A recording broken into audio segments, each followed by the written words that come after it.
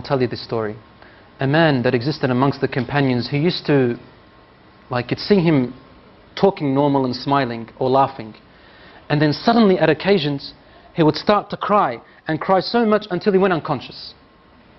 The companions told the Prophet ﷺ about this man to try and read on him for healing. So the Prophet ﷺ called this man and wanted to help him. He took him aside and he said, what happens to you, my brother?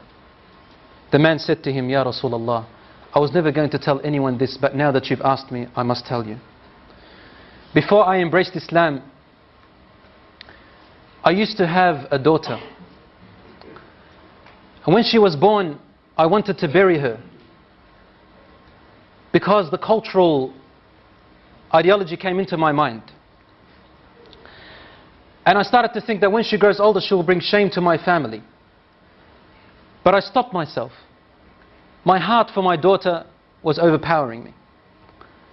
Years and years went by as I watched her grow. And then one day, when she reached close to a blossoming age, she was about to become a lady, he said, I began to have nightmares and desperation and distress. The pain of my culturalism came into me, thinking of the shame that my daughter is going to bring with me if she walked off with another fellow and brought shame to all my ancestors. Day by day, I wanted to do something, but then my heart, my love stopped me. Until one day, he said, I could not handle it anymore, Ya Rasulullah. I said to her mother, dress her up with neat clothes and comb her hair nicely and decorate her face and tell her, your father today is taking you out to a party, a celebration, so that she can play with the other friends of hers.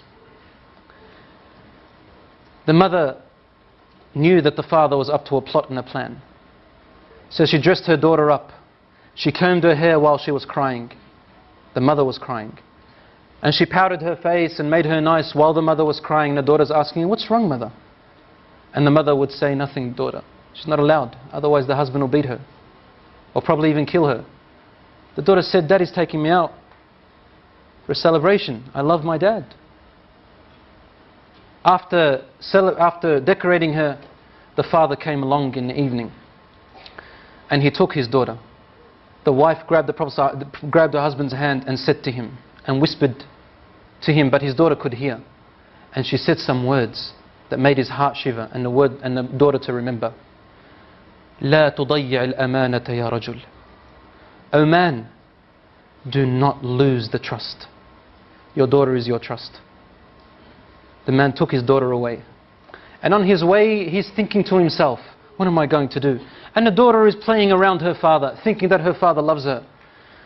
He said, I approached a very deep well which was steep and deep, and it had rocks, sharp rocks at the bottom. He said, suddenly the pains and agonies of my culturism came and burnt me.